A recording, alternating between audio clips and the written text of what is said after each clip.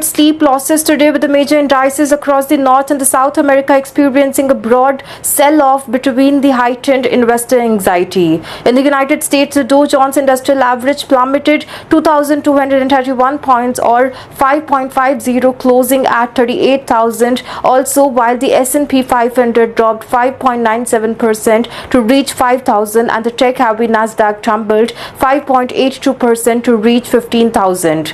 The sharp decline reflects growing concern over the combination of factors, including the inflationary pressures, interest rate uncertainty, and potential earning disappointments. The Russell 2000, which tracks the smaller cap companies' stocks, was also hit hard, falling to 4.37% to 1,827. In the stark contrast, this SBCOE, the volatility index, the VIX index, often referred to as the market fear gauge, surged 50.93% to 45.31%, its highest spike in months, signaling a dramatic increase in the market volatility and the risk aversion. The investor appeared to be rapidly shifting out of the equities and into the safer asset or hedging their portfolios in anticipation of further turbulence. The sell-off extended beyond the United States border. The Canadian markets were deeply in the red, with the S&P TSX Composite Index falling 4.69% and the S&P TSX 60 down 4.44%,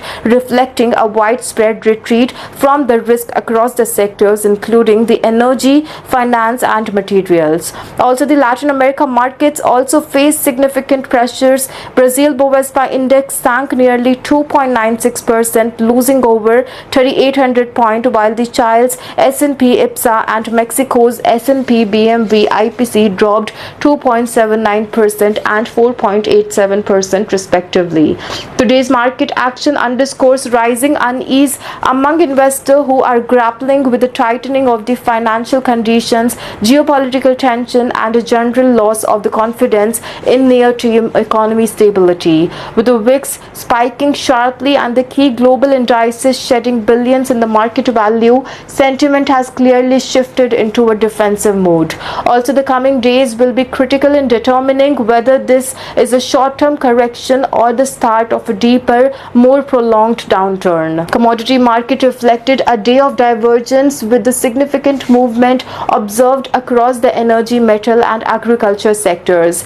Energy commodity faced strong headwinds, leading to days losses. WTI crude oil declined by 2.15% to settle at $60.66, while Brent crude oil dropped 2.21% to reach $64. These declines come amid the persistent concern about slowing economic activity, reduced financial fuel demand, and increasing inventories in the major consuming areas. Also, the additional geopolitical tensions and the uncertainty surrounding the OPEC Plus production strategies continue to weigh heavily on the investor sentiment in the energy space. Natural gas followed the suit, slipping 1.64% to reach $3. Though still with a relatively stable range, it remains vulnerable to seasonal demand shifts and fluctuating storage data. In contrast, the metal segment painted a more optimistic picture. Gold advanced 1.10% to reach $3,000 and also maintaining its strong position near the upper end of the 52-week range. Investors appeared to be rotating into the safe haven assets amid mounting concern over the inflationary pressures, currency volatility, and the broader macroeconomic instability. Silver posted the strongest gain of the day among the tracked commodities, jumping 4.57% to reach $3057. The sharp rise may also reflect increased industrial demand as well as renewed interest from investors seeking diversification away from the equities and fiat currencies. Also, agricultural commodities also showed resilience, with the soybean inching up 1.07% to reach $9.88. The modest rise suggests continued global demand and the potential supply constraints due to the weather-related disruption in the key economic growing regions. The commodity is hovering close to the higher end of the 52-week range, range, indicating relative strength in the agricultural sector.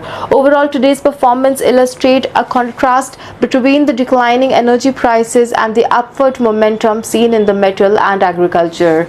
Market participants appear to be repositioning their portfolios in the anticipation of the economic shift, possibly favoring hard assets and essential over the cyclical commodities tied closely to the growth and the consumption of the countries.